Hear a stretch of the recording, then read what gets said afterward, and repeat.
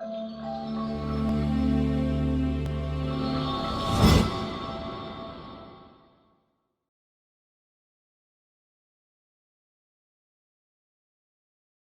hello everyone, and thank you very much for your time. My name is Taaning-Grundholm. I'm the Vice President for Global HVACR Sales in ABB Motion business, and I will try and talk a little bit about the importance of active front-end drives in terms of managing your CapEx and OpEx for the data centers. Going a little bit about the data center cost structure, and actually also getting into the question that was raised about what is the percentage for cooling, and confirming also the numbers that Tom was sharing. The energy usage in data centers, the PUE improvements that you can get with variable speed solutions, and then how do you specify variable speed solutions for data centers, and then the CapEx, OpEx impact of active front-end drives. So the data center cost structure, the mechanical part of the capital cost is about 20%, instrumentation roughly about 4%, and then your power installations are about 36%. Those three elements are all the parts that are really affected by the variable speed drives, by the harmonics that are produced into the electrical system. So by managing that part and looking at that part, you actually look very much towards how can we optimize the capital cost. In addition to that, there is the whole shell cost, the fit up cost, and then the fees in addition to that. If we then look at the operation cost, that was one of the questions, then you have the crack and the chiller, which is essentially managing the cooling, and they're 10% and 32% as an example respectively, so ending up around the 30 to 40% that Tom was mentioning as well. In addition to that, of course, you've got the humidifier, because you need to maintain a certain level of humidity to avoid static electricity. Then you've got the UPSs, the lighting, the IT equipment, and the PDU. So all of this is the total cost that, as Tom was mentioning, goes into the calculation of the power usage effectiveness in terms of how you rank the effectiveness of a data center. But about 40% of the operation cost comes from cooling. So if we look at the energy usage, a lot of people have the perception that data centers have a reasonably stable data use and a reasonably stable load. But if you look at the curve on the right-hand side, that's normalized data from a data center for 2 days of operation.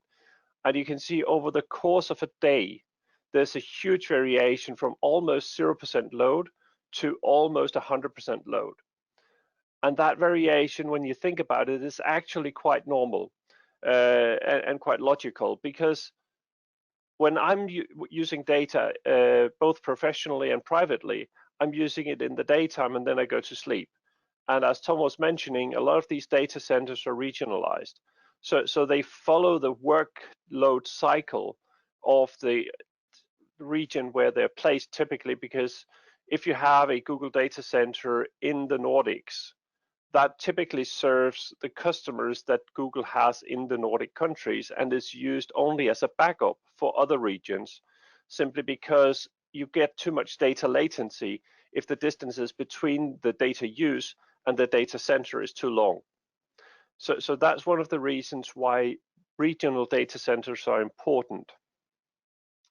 So the challenge is to make them data centers efficient at part loads.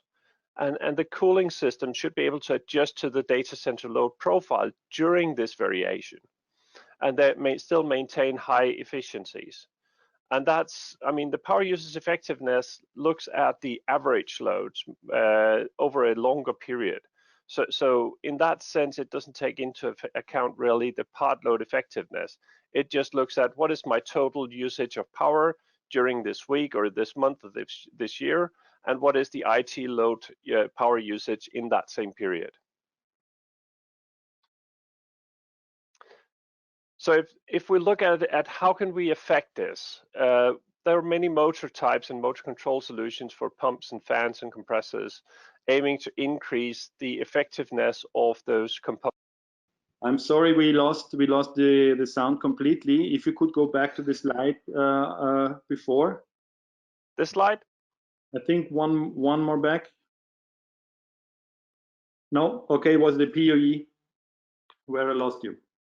Okay, you lost me at the PUE. All right, we'll take it from there. Everybody, happened also on Tuesday once. I hope that it stays with once per webinar. So please go ahead and sorry. Right, let's do that. No, that's all right. So the part load efficiency is really important, and we need to look at the cooling system. How do we manage the optimum efficiency for the duration of the entire load cycle? The power usage efficiency, effectiveness really is more about an averaging load. The total load is the total load over a period, as is the IT load. So it doesn't really take into account the part load conditions and the optimum operation during part load. It does indirectly somehow, but it's not really a very good measure for how efficiently we manage part load.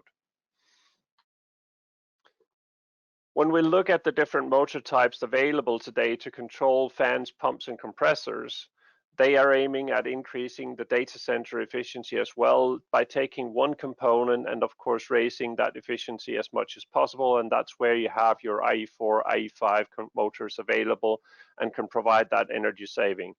Then adding variable speed control to those as motors as well will give an opportunity to save in between 20 and 60% energy, depending on the specific load conditions of a data center. If you're running most of the time at a high load condition, then of course the opportunity for saving is less. If you're running a lot of the time at a low load condition, there's more opportunity for savings. In addition, a lot of drives have the technology included to also optimize the flux inside the motor. What happens with the flux is if you don't have a proper flux control, you actually increase losses inside the motor in addition to those that would normally be there, and thereby reducing the efficiency of the motor. And by having proper flux control, you can actually increase that by in between 1 and 20%, depending on the type of motor. Typically, the older types of motors, if you're doing a renovation and adding drives to an old motor, the improvement of with the flux control is higher than if you have a newer motor installed. So with the newer motor, you will typically see a lower end improvement than you would otherwise. Additionally, we need to look at what is the optimum way of managing and installing our cooling process equipment. In the traditional way, we've had a lot of big equipment, and then we've run that at very low loads. But running it at very low loads quite often also means that we're all maybe running at a poor efficiency point for that equipment. So there's a break even between breaking it into smaller pieces, having multiple units as a cascade, and then running them at a better efficiency point, but still having the variability.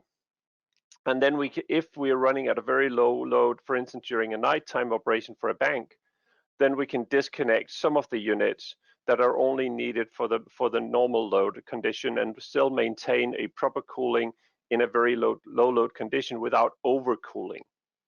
And that's the other problem with the big units. If you're running at a low speed, there's a minimum speed that you can run at. And if you try to get below that, then you just don't get any flow in a pump or a fan. And in a fan, it's not as critical, but if it's a pump, you actually risk damaging the pump. So you need to understand your load profile and select your equipment accordingly. Then we come to the real topic for this presentation, which is the impact on the electrical system that variable speed solutions have. If we look at the curve on the right, that's the top curve is the ideal waveform, which is a pure sine wave. And that's what we should be seeing when we're looking at our power and analyzing it. But what we are often seeing when variable speed solutions are applied is what we have in the bottom. And you can see, of course, the huge difference where you've got these two humps of a camel on each of the flux in the waveform. And that simply shows very clearly that you've got a diode bridge rectifier, which is typically a 6-pulse drive. And that kind of a pollution adds to the energy losses in the system. So because they're nonlinear load, they do generate power losses in the motors, in the transformers, in the cables. That in itself, of course, means there's a risk of malfunction if you haven't taken it into account. You need to dimension your cables for the increased heat. Problem with harmonics is they generate losses, and they also create a risk of failure, because any loss in your cables, transformer, and so on induces more heat, and you need to over dimension your equipment in order to manage that additional heat load in the equipment. And that means you raise your capital cost, and also we all know that losses are obviously a reason for increased operating costs. Additionally, we're seeing electrical utilities adding penalties. They're starting to exchange power meters that traditionally only looked at displacement power factor as non-wattage use to also include harmonics. And we've seen instances where a utility was starting to exchange the meters without telling the consumers, and some of the larger industries suddenly saw a huge spike in non-wattage use penalty that resulted in a refurbishment of a relatively new installation that used traditional drives into active front-end solutions that cleared all the harmonics. And with that, they had such a substantial saving that within a 2 to 3 year time frame, they were expecting that it would have paid back the renovation of that installation. In spite of the fact that it was replacing existing almost new drives, it was still a good business case for the company. Some of the technologies used, because you don't want to run into problems with your power supply network and the components, because if you run into power supply problems, then your computer also cannot run. And the variable speed solutions and the harmonic solution mitigation technologies that we have, there's a substantial opportunity of selection.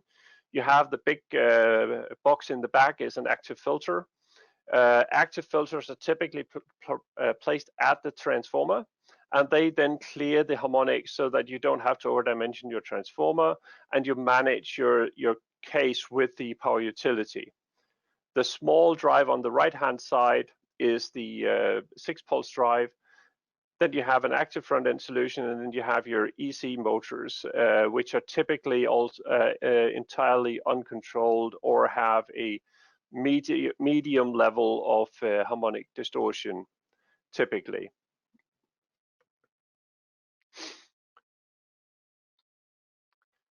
So when you look at the pulse differences, then you can see then you can use the DC or AC reactors, which are a passive simple solution. You can also use multi-pulse drives, which help, and then you can start applying passive or active filters, and then you have the active front-end drives. So on the right-hand side, you start with the 6-pulse drive with no mitigation. That's the baseline. That's what it would look like, and typically you have a THDI that would typically be in the range 70 to 80%. If you then start adding input reactors, then you raise that a little bit, and then you manage it in a range from 30 to 50%. Or you can start using passive filters, and they typically come in a 5-6% to 10-12% range. And then you have your multi-pulse drives that get you to the same level roughly as your 6-pulse drives with passive filters. But the challenge there is you need special transformers, so it's a huge increase in your capex that you need to take both with the 12-pulse and with the 18-pulse drives. The active front-end drives are using are mounted on standard transformers, standard networks, and they have a THDI of 3 to 5% typically. And with that, you suddenly don't have to do anything special in your installation. You don't have to over-dimension for losses that you were not anticipating. And if you're doing a retrofit, you also can do the retrofit without having to take into consideration any dimensioning specifically to counteract the heating from harmonics. So what's the impact? Standard 6-pulse drive required transformer selection to be about 1.35 times the motor kVA. So if you have a motor load of 1, then you still need a 1.35 size transformer. So it's just the cable dimensioning where you look at the demand distortion, and the table you see on the cable dimensioning here is based on the IEEE 519 from the US.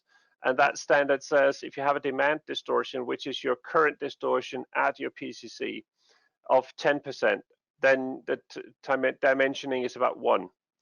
But as you raise that, then if you look at a standard 6-pulse drive, you still need an 8% additional oversizing of your cables just because of the harmonics, in addition to what you would normally provide.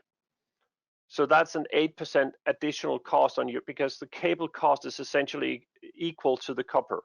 And if you need to raise your square of your cables by 8%, then that also increases the cable cost of about 8%. The other problem that you might see is generators. There are automatic voltage regulators in the generators, and they are also disturbed by harmonics.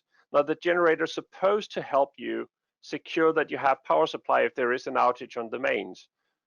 But if then your drives installed on your system disturb the generator, then suddenly you risk having a generator failure unless you've dimensioned the generator to manage this. Typically, the rule of thumb is that you need to over-dimension your generators by 50% to avoid having trip issues on the generators when you have 6-pulse drives. If, on the other hand, you have an active front-end drive, you can avoid that over-dimensioning entirely. So that in itself saves that 50% over-dimensioning. So in that sense, you can see you've got just on your cables, you have about 10% cost savings compared to 6-pulse drives, and on your generators, you have 50%. And that's your total cost breakdown. So it's more or less 45% of your installation where you're having substantial savings already, just looking at cables and generators. If we look at the system, what happens and what's the difference between an active filter solution and an active front-end solution? Then the target being to have a low THDI at the PCC and at the connection point to the main supply. The active filter does provide that, but what it doesn't do is it doesn't really change the upstream. So your cable dimensioning, your switch gear, everything from the active filter point of coupling until you reach the drives and generator or cooling loads, you really still need to over-dimension all of that. If you look at the active front-end solution, what that does is it actually activates already at the root of the problem. The problem being that the drives generate harmonics, but when we move to active front-end solutions, they themselves are 3%. So by attacking all of the fans, and there might be 100 times 5.5 kilowatt fans in a data center, and if we just take the fan load and ignore the cooling load will still be at 40% THDI, but the fans will now be at 3% THDI, and that will result in a 13% THDI level at that branch, and you will still have your 3% from the UPS system, and the combination will then be 7%. You can easily get down to 3%, of course, by adding also active front-end solutions to the cooling load. But it's just to show you can balance the cost based on what makes most sense and what is the absolute target that you have to reach in the system. And thereby you also, in addition, avoid the over-dimensioning. If we then look at the efficiency game, you start out with having a network efficiency of about 98% maybe. Then you have some, if you use a passive filter, you've got some efficiency losses in the filter, you've got some efficiency losses in your drive, and there's also some efficiency losses, of course, in the motor. What happens also, however, if you use standard drives is when you get to the motor terminals, But if you have a system with an active front-end drive, your supply voltage is still 400, your transformer is the same, you don't have an additional filter loss. The active front-end drives do have a lower efficiency than your 6-pulse drives. Absolutely agreed, they do. But because the active front-end drive have a voltage boost function as well, they actually supply full motor voltage to the motor. So the motor efficiency is also higher. But when you take the combination of same efficiency on the transformer, slightly higher motor efficiency, and then the active front-end drive having a lower efficiency, the total efficiency of the system is actually even a little bit better. And if it wasn't, if we disabled the voltage boost function, it would be identical. But we do get a gain from the voltage boost function, and it's an option to engage it or disengage it. It doesn't really have any negative effects on an HVAC system. It's more an effect that if you have a high performance system, sometimes it can have a negative effect on the motor controls.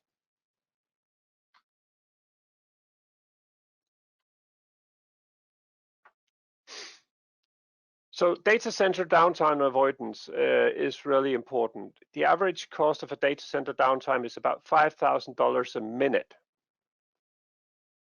So this is a problem. If you have a leading power factor, which you would have if you have a passive filter solution, and you don't have a technology to disengage the capacitors at low load, then that would create a leading power factor that would negatively affect the stability of the generators as well. So you need to make sure that there are measures in place to manage, if you use passive filters, to manage that leading power factor issue. Also, the negative harmonics on the transformer are often not noticed until there is an actual failure. We've seen examples where quotations were made for a 5% harmonic distortion, and the actual installation by the contractor actually turned out to be with a lesser quality of filters. So because of that, there was a higher harmonic distortion in the facility. There wasn't a failure yet, at least, but the distortion levels that you had were higher, and that meant that the dimensioning that maybe was done in the cables wasn't taking into account the actual harmonics that was supposed to have been taken into account. The transformer, the generator might not have been dimensioned for it. With active front-end drives, you don't have those concerns because you attack the issue at the root cause, and you can have a more controlled condition. That's the other reason you're more in control of what you actually get. Eliminating reactive power compensation measures and penalties. Utilities, they charge for power factor below 1. And the lower the power factor, the higher the overpayment. And increasingly, as I mentioned, harmonics are being measured into this. And compensating that may lead to a significant project cost increase or an additional cost after the fact. I told you about the example where we've gone in on a couple of occasions and exchanged perfectly good drives, but simply because we needed to manage harmonics in the installation. Harmonic currents present in the network cause excessive heat, and the harmonic effect on the THDI, if it's too high and no measures are taken. The PUE doesn't reflect these losses that are generated through poor power quality in the data center network. But they are actually losses, and they are actively impeding both CapEx and OpEx in the utility. And the penalties for poor power factor, as an example, are of course not part of the power utility usage effectiveness. So you still need to look at your total operating cost, not just the PUE. So in summary, mechanical and power systems are accountable for most of the data center capital costs, on average 20 and 30%. Data centers are sized for peak load, but they almost never operate at peak load. Well, maybe at the moment because we're all home working, but other than that, under normal conditions, they wouldn't. So it's critical to make them efficient at part load as well. There are many variable speed technologies for cooling applications to improve the efficiency, but we should be carefully selected and avoid getting power quality issues. Anyway, what I was saying at the end was also reflected on this on the slide. So really it's about selecting the right technologies, but making sure that we monitor the impact of power quality and that we take into consideration the total cost aspect of the solutions that we choose. And then, yeah, with that, I hope to be able to answer some questions and comments after that. My details are on the screen, and you're more than welcome to contact me either on the email or find me on LinkedIn, and then I'm more than happy to discuss this further or direct you to our local teams for support.